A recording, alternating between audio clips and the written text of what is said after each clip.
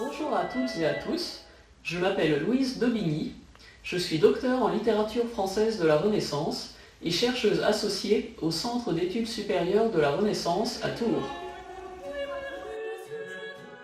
Rien sans l'esprit, les libertins spirituels entre Nérac et Genève est la version remaniée de ma thèse de doctorat, qui porte sur les libertins spirituels, une secte de la Renaissance restée très méconnue.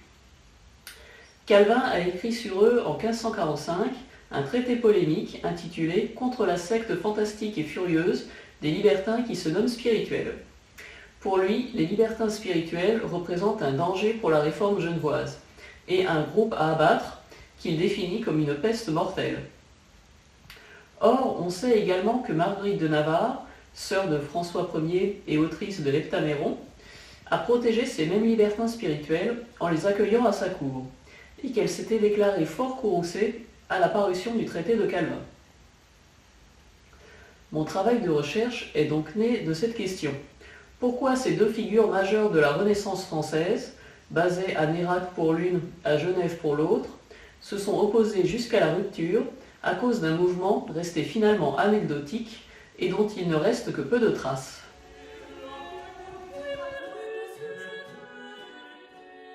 Il fallait d'abord tenter de reconstituer le parcours des libertins spirituels depuis les Flandres, leur pays d'origine, jusqu'à la cour de Marguerite de Navarre.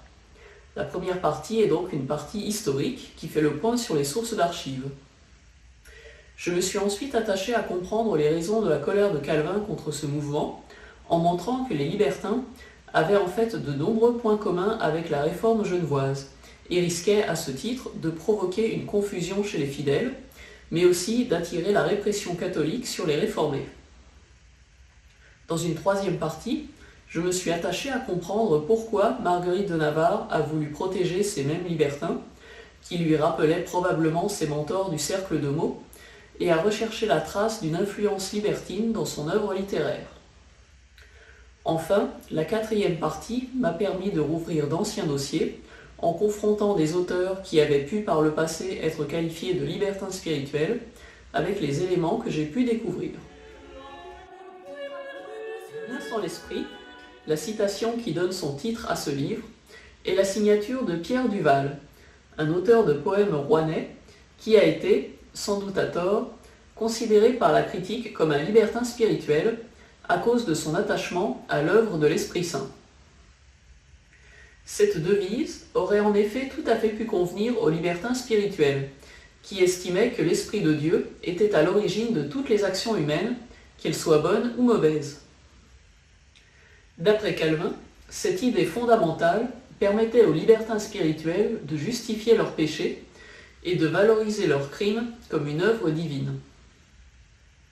Pourtant, cette pensée n'est pas si éloignée de ce que l'on peut trouver dans l'œuvre de Marguerite de Navarre, qui estime que l'homme, pour atteindre la divinité, doit abandonner ce qu'elle appelle le cuidé, c'est-à-dire la confiance en ses propres actions, pour prendre conscience qu'il n'est rien et mieux se fondre en Dieu.